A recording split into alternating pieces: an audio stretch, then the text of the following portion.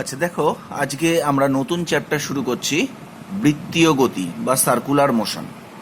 প্রথমেই বলি, বস্তুর সমগ্র ভর তার কোনো একটা বিন্দুতে কেন্দ্রীভূত আছে বলে সবসময় মনে করা হয় এবং একে তার ভর কেন্দ্র বলে। কোনো বস্তুর ওপর যখন তার ভর কেন্দ্রগামী সরলরেখা বরাবর বল প্রয়োগ করা হয় তখন বস্তুর মধ্যে সরল রৈখিক গতির সৃষ্টি হয়, বস্তু সোজা পথে চলে। কিন্তু কোনো বস্তুর ওপর প্রযুক্ত বল তার ভরকেন্দ্রগামী না হয়ে, ভরকেন্দ্রগামী সরলরেখা বরাবর না হয়ে যদি বস্তুর ভরকেন্দ্রগামী সরলরেখা ছাড়া অন্য যে কোনো পয়েন্টে বা যে কোনো স্থানে বল প্রয়োগ করা যায়, তাহলে বস্তুর মধ্যে সরলরেখা বরাবর চলার গতি সৃষ্টি হয় না। বস্তুর মধ্যে একটা বক্র গতি বা বৃত্তীয় গতির সৃষ্টি হয়। নিউটনের গতিসূত্র থেকে আমরা জানি, গতিশীল কোনো বস্তুর উপর বল ক্রিয়াশীল না হলে বস্তুটি সমবেগে সরলরেখায় চলে। অন্যদিকে কোনো স্থির বস্তুর উপর বল ক্রিয়াশীল হলে বলের অভিমুখে বস্তু গতিশীল হতে চায়। এর ফলে গতির অভিমুখে বা ঠিক বিপরীত অভিমুখে বলের ক্রিয়ায় বস্তুটি যেমন সরলরেখায় চলে, ঠিক তেমনি প্রযুক্ত বল বস্তুটির গতির অভিমুখের সঙ্গে একটি কোণে ক্রিয়া করলে বস্তুর গতির অভিমুখ পরিবর্তিত হয়। বস্তুর এই গতিকেই বক্রগতি বলে। আবর্তগতি বক্রগতির একটি বিশেষ ক্ষেত্র। বৃত্তীয় বা আবর্তগতি বক্রগতির একটি বিশেষ ক্ষেত্র। এক্ষেত্রে বস্তুকণা কোনো বিন্দুকে কেন্দ্র করে বৃত্তপথে গতিশীল হয়, কোনো বিন্দু বা অক্ষকে কেন্দ্র করে বৃত্তপথে গতিশীল হয়। তাহলে আমরা এই বৃত্তীয় গতির ক্ষেত্রে আসছি। বলা হয়েছে যে কোনো বিন্দু বা অক্ষকে কেন্দ্র করে যদি কোনো কণা গতিশীল হয় তবে ওই কণার গতিকে বৃত্তীয় গতি বা ঘূর্ণন গতি বলা হয়। তুমি একটা ঢিলে সুতো বেঁধে নিজের আঙুলের সাহায্যে ঢিলটাকে ঘোরাচ্ছ, বা একটা চাবির রিং আঙুলের সাহায্যে ঘোরাচ্ছ। এইখানে যে গতিটা সৃষ্টি হচ্ছে এটা কিন্তু বৃত্তীয় গতি। যে বস্তুটা ঘুরছে সেই বস্তুটা কিন্তু তোমার আঙুলকে কেন্দ্র করে বা আঙুলকে অক্ষ করে ঘুরছে। তাহলে বস্তু যেই তল বরাবর ঘুরছে তুমি দেখবে তোমার আঙুলটা কিন্তু সেই তলের সঙ্গে সবসময় লম্বভাবে রয়েছে, ঠিক এই ছবিটার মতন। দেখো ভালো করে, যেখানে বস্তুটা এই দিকে এই পথ বরাবর ঘুরছে, ও হচ্ছে তার ঘূর্ণন কেন্দ্র। ওকে কি বলা হয়? তার ঘূর্ণন কেন্দ্র। এখন এটা বৃত্তপথে ঘুরছে, তাই এখানে ওপি, ও এ, ও বি প্রত্যেকটার দূরত্ব সমান। এই দূরত্বকে আমরা বৃত্তপথের ব্যাসার্ধ আর দ্বারা ডিনোট করছি। এখন বস্তু যেই তলে ঘুরছে, ছবিটার দিকে ভালো করে তাকালে দেখতে পারবে যে তার কেন্দ্রগামী এই যে তলের সঙ্গে লম্ব সরল রেখা, এই যে এটাকে কেন্দ্র করে, এই সরল রেখাটাকে কেন্দ্র করে বস্তুটা ঘুরছে, তাই না? এই সরল রেখাটাকেই বস্তুর ঘূর্ণন তলের সঙ্গে লম্বভাবে অবস্থিত কেন্দ্রগামী এই যে সরল রেখা, একেই বলা হয় বস্তুর ঘূর্ণন অক্ষ। ঠিক আছে? তাহলে আমরা কি বলবো? আমরা বৃত্তীয় গতি সম্বন্ধে যেটুকুনি বলবো সেটা হচ্ছে, কোনো বিন্দু বা অক্ষকে কেন্দ্র করে, কোনো বিন্দু বা অক্ষকে কেন্দ্র করে যদি কোনো কণা গতিশীল হয় তবে ওই কণার গতিকে বৃত্তীয় গতি বা ঘূর্ণন গতি বলা হয়। বৃত্তাকার পথের কেন্দ্রের মধ্য দিয়ে ও তলের অভিলম্বভাবে অঙ্কিত সরল রেখাকে, ঠিক আছে, ঘূর্ণন অক্ষ বা ঘূর্ণাক্ষ বলা হয়। এটাকে অ্যাক্সিস অফ রোটেশন বলা হয়, যাকে অক্ষ করে, যেই কাল্পনিক অক্ষটাকে কেন্দ্র করে বস্তু ঘুরছে। ঠিক আছে?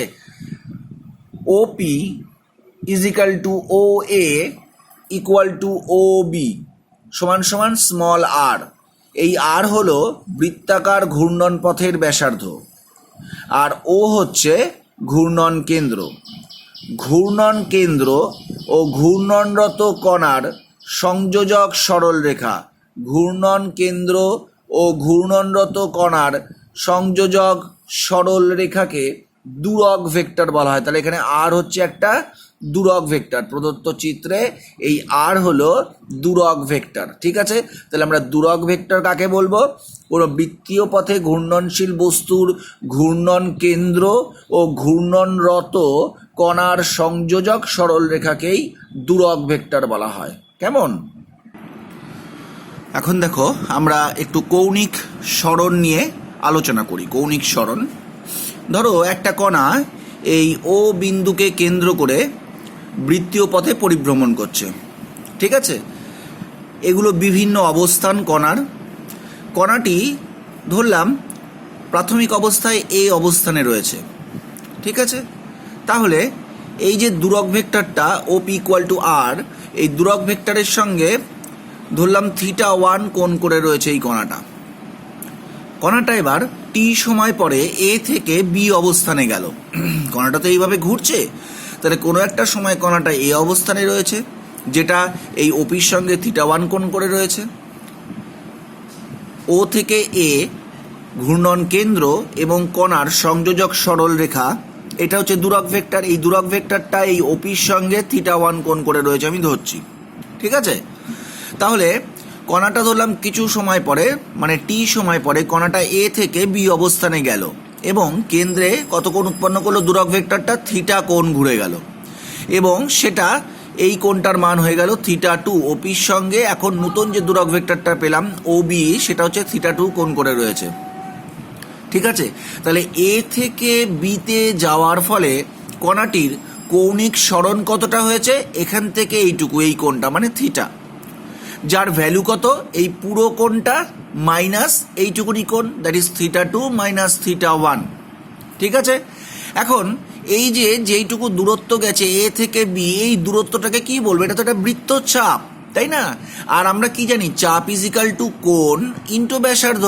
তাহলে এই ব্যাসার্ধ এটা তো সবসময় আর, তাহলে কোণ থিটা, তাহলে এই দূরত্বটা যদি এস হয়, আমরা এই দূরত্বটাকে যদি আমরা এস ধরি, তাহলে এই এস ইজ ইকাল টু চাপ ইজ ইকাল টু কোণ ইন্টু ব্যাসার্ধ। তাহলে S is equal to R into theta হয়। ঠিক আছে, S equal to R theta, যেখানে থিটাকে বলা হয় কৌণিক সরণ কণাটার। কেমন? তাহলে আমরা দেখছি যে বৃত্তীয় গতির ক্ষেত্রে ঘূর্ণন কেন্দ্র ও ঘূর্ণনরত কণার সংযোগকারী রেখা মানে দূরক ভেক্টর নির্দিষ্ট সময়ের অবকাশে যে কোণ ঘুরে যায়, এখানে থিটা কোণ ঘুরে গেছে। ঠিক আছে, যে কোণ ঘুরে যায় তাকে ওই সময়সীমার মধ্যে কণার কৌণিক সরণ বলে, তাকে ওই সময়সীমার মধ্যে কণার কৌণিক সরণ বলে। বৃত্তাকার পথে কণার গতি অ্যান্টি ক্লকওয়াইজ হলে, ঘড়ির কাঁটার বিপরীত দিকে হলে কৌণিক সরণ থিটাকে ধনাত্মক বা পজিটিভ ধরা হবে। আর যদি ক্লকওয়াইজ হয়, এই কণার গতি যদি ক্লকওয়াইজ হয়, তাহলে এই থিটাকে ঋণাত্মক বা নেগেটিভ ধরা হয়। কেমন? ধরি প্রাথমিকভাবে কণাটি এ অবস্থানে রয়েছে, যার কৌণিক স্থানাঙ্ক ওপির সঙ্গে যে কোণ করে থাকে সেটাকে বলা হয় তার কৌণিক স্থানাঙ্ক, এটা হচ্ছে θ1। ওপি ব্যাসার্ধের সাপেক্ষে এই কণাটির কৌণিক স্থানাঙ্ক হচ্ছে θ1, দূরক ভেক্টর θ1 কোণ করে রয়েছে। ওপি ইজ ইকাল টু আর ধরি, ওপিকে আমি কত ধরি? ওপি ইজ ইকাল টু আমি ধরি হচ্ছে আর। ঠিক আছে, কণাটি টি সময় পরে ধরি বি অবস্থানে গেল, যার কৌণিক স্থানাঙ্ক θ2, এই যে θ2 লেখা হয়েছে এখানে। সুতরাং এ থেকে বিতে যাওয়ার ফলে কণাটির কৌণিক সরণ হয় থিটা সমান সমান কোণ এ ও বি, তাই না? এই কোণটা সমান সমান θ2 মাইনাস θ1, θ2 থেকে θ1 বিয়োগ করলে এইটুকুনি পাওয়া যাচ্ছে। তাহলে এ থেকে বিতে যাওয়ার ফলে কণাটির কৌণিক সরণ হয় θ2 মাইনাস θ1।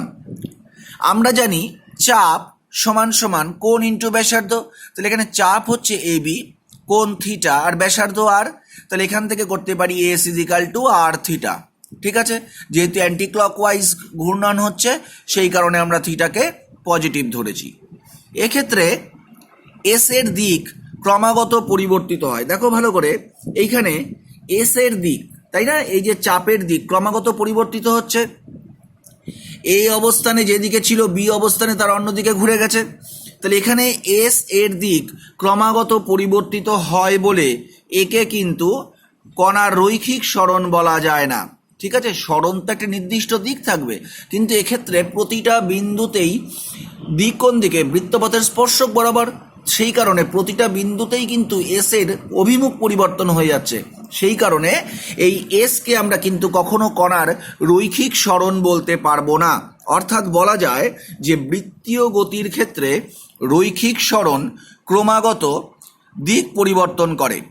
ঠিক আছে, বৃত্তীয় গতির ক্ষেত্রে রৈখিক সরণ ক্রমাগত দিক পরিবর্তন করে, কিন্তু কৌণিক সরণের একটি নির্দিষ্ট অপরিবর্তিত, মানে কৌণিক সরণের দিকটি নির্দিষ্ট এবং অপরিবর্তিত থাকে। দেখো, কৌণিক সরণের দিকটা সবসময় ক্লক ওয়াইজই রয়েছে। এখানে যদি বস্তুটা এইভাবে ঘুরতে থাকে তাহলে কৌণিক সরণের দিক সবসময় অ্যান্টি ক্লক ওয়াইজই রয়েছে এখানে। ঠিক আছে, অ্যান্টি ক্লক ওয়াইজ ঘুরতে থাকবে কৌণিক সরণের দিকটা। ঠিক আছে, কিন্তু রৈখিক সরণ যদি আমরা এটাকে ধরি, রৈখিক সরণ কিন্তু প্রতিটা বিন্দুতে কি হচ্ছে, অভিমুখ পরিবর্তন করছে। তাহলে আমাদের এই বৃত্তীয় গতির ক্ষেত্রে সরণ যদি ধরতে হয় তাহলে আমরা কাকে বেশি ধরবো, কৌণিক সরণকে বেশি আমরা প্রেফারেন্স দেবো না রৈখিক সরণকে বেশি প্রেফারেন্স দেবো? অবশ্যই কৌণিক সরণকেই বেশি প্রেফারেন্স দেবো এই বৃত্তীয় গতির ক্ষেত্রে। কারণ এক্ষেত্রে বৃত্তীয় গতির ক্ষেত্রে একটা কণা যখন একটা নির্দিষ্ট দিকে ঘুরতে থাকে তখন তার এই কৌণিক সরণের দিক কিন্তু সবসময় অপরিবর্তিত থাকে। কেমন? খুব ক্ষুদ্র রৈখিক সরণ ডিএস এর জন্য, খুব ক্ষুদ্র রৈখিক সরণ হয়েছে ডিএস, তাহলে তার জন্য কৌণিক সরণও খুব ক্ষুদ্র হয়েছে, ধরলাম ডি থিটা। ঠিক আছে, খুব ক্ষুদ্র রৈখিক সরণ ডিএস এর জন্য দেখো ভালো করে এই ছবিটার দিকে, যে কণাটা এই পথ বরাবর ঘুরছে। ঠিক আছে, তাহলে এখানে কণাটার খুব ক্ষুদ্র রৈখিক সরণ হয়েছে ডিএস, এই দিক বরাবর কাজ করছে যেটা স্পর্শক বরাবর, আর এই ডি থিটা কৌণিক সরণ হয়েছে। ঠিক আছে, তাহলে ডান পাকের স্ক্রু নিয়ম অনুসরণ করলে কি লেখা যায় দেখো, যে ওই ডান পাকের স্ক্রু নিয়ম ধরে কৌণিক সরণ ও রৈখিক সরণের মধ্যে ভেক্টর সম্পর্ক আমরা লিখতে পারি। দেখো, কৌণিক সরণ ডি থিটা এই দিক বরাবর, আর রৈখিক সরণ হচ্ছে ডিএস। ঠিক আছে, এখন দেখো এই d theta dS equal to d theta cross r, এই সম্পর্ক আমরা লিখতে পারি এখানে, dS equal to d theta cross r. ঠিক আছে, dS equal to d theta cross r. খুব ক্ষুদ্র রৈখিক সরণ ডিএস এর জন্য যদি কৌণিক সরণ ডি থিটা খুব ক্ষুদ্র হয় তাহলে আমরা লিখতে পারি dS vector equal to d theta cross r. ঠিক আছে, এখানে ডি থিটা কোন দিক বরাবর যাচ্ছে দেখো, ডি থিটা এই বস্তুর ঘূর্ণনতলের সঙ্গে লম্বভাবে উপর দিকে কাজ করছে ডি থিটা ভেক্টরটা। ঠিক আছে, ডি থিটা ভেক্টর সবসময় লম্বভাবে এই উপর দিকে কাজ করে।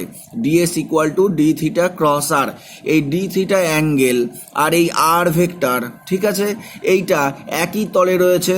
ডি থিটা ক্রস আর করলে ডান পাকের স্ক্রু নিয়মে যদি আমরা এটাকে দেখি তাহলে ডি থিটা ভেক্টর, ঠিক আছে, ডিএস ভেক্টরটা সবসময় এর সঙ্গে লম্ব হবে।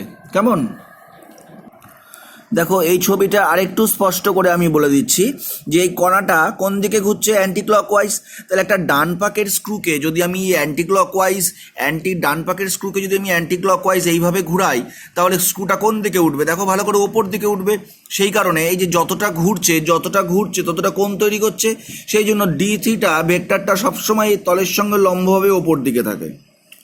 এই ডি থিটা ভেক্টরটা কোণ তৈরি হচ্ছে ডি থিটা এই তলে, কিন্তু ডি থিটা ভেক্টরটা তৈরি হচ্ছে এই দিক বরাবর। ঠিক আছে, কতটা অ্যাঙ্গেল ঘুরছে, ডান পাকের স্ক্রু যতবার ঘুরাবো তত উপর দিকে উঠতে থাকবে। এইবার দেখো এই আর ভেক্টরটা এই দিক বরাবর কাজ করছে, তাহলে ডি থিটা আর আরকে যদি আমি ক্রস করি তাহলে ডি থিটা আর আর এখন এইরকম একটা তলে রয়েছে, এই তল বরাবর ডি থিটা থেকে আর এর দিকে যদি আমরা একটা ডান পাকের স্ক্রু ঘোরাই তাহলে সেটা কোন দিকে যাবে, সেটা সবসময় এই দিক বরাবর যাবে। ঠিক আছে, এই দিক বরাবর যাবে মানে ডিএস বরাবর যাবে, সেই কারণে dS equal to d theta cross r আমরা লিখেছি। ঠিক আছে, এই ছবিটা একটু স্পষ্ট করে ভালো করে বুঝবে কিন্তু।